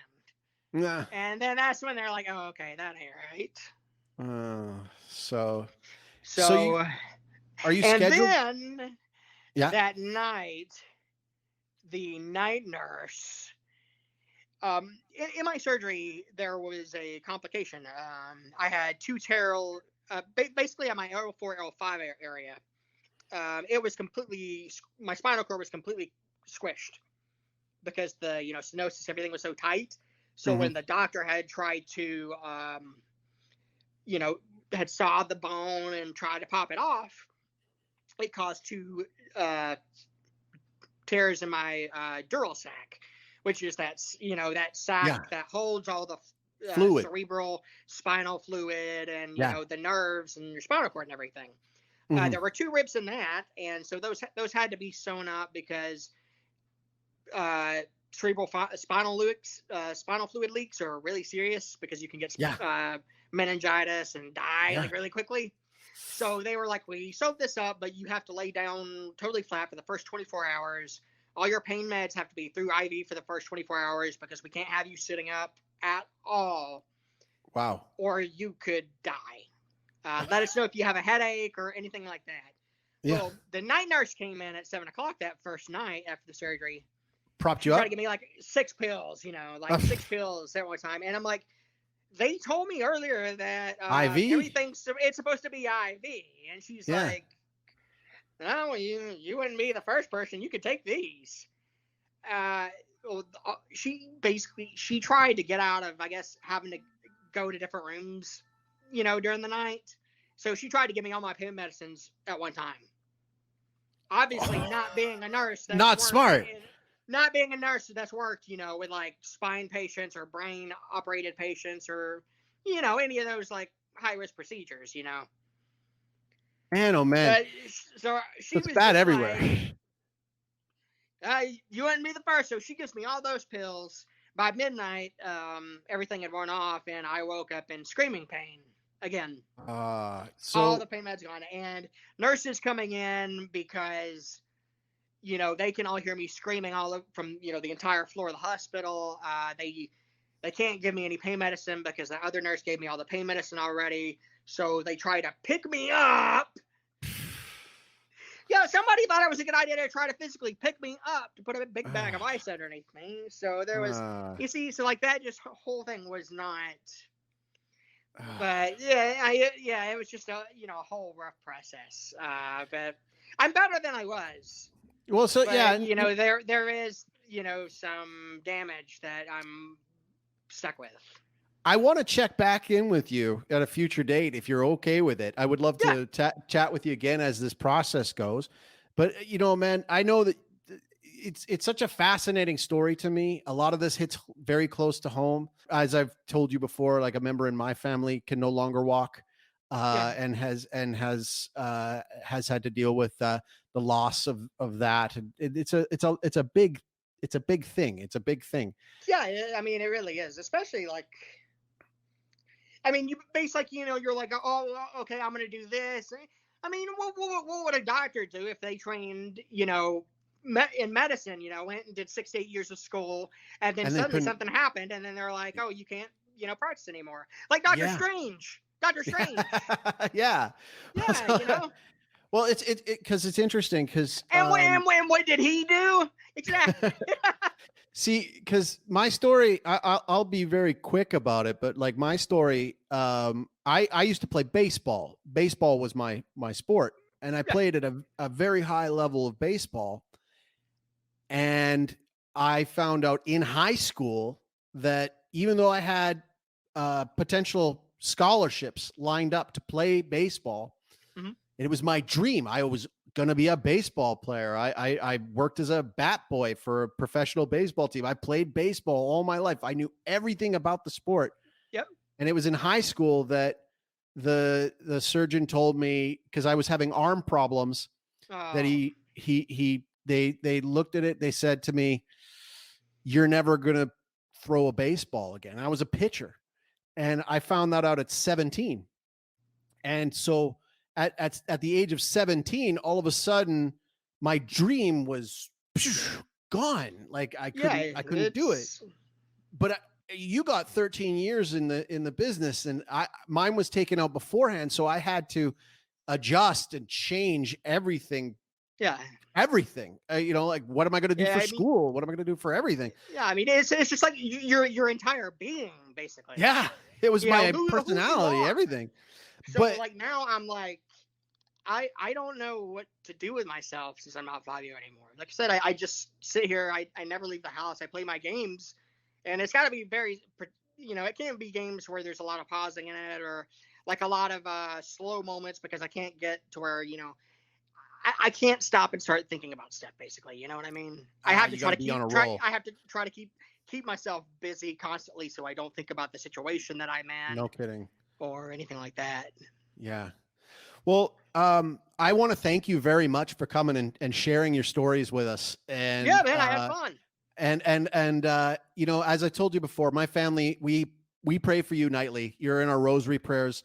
I ask for everybody else who may be listening to the show to, if you're a family that prays, please pray for Chris Blanton and his situation, that things may improve for him. And if there's any way that they can support, I mean, if you're out in the Tennessee area, support Jack and the micro wrestlers there. I mean, it sounds to me like that is a good organization. That's right. If you ever head towards Tennessee, and like I said, we've got a TV show coming out here in just a few months. It'll be out before the end of the year. So keep an eye out, man. Awesome. Well, I want to thank you very much for coming on the show. This has been High Trust, Low Context. I'm your host, El Chaco. Thank you again for listening. Be sure to subscribe on all the different platforms that we're on. And God bless everyone. Viva Cristo Rey. Take care.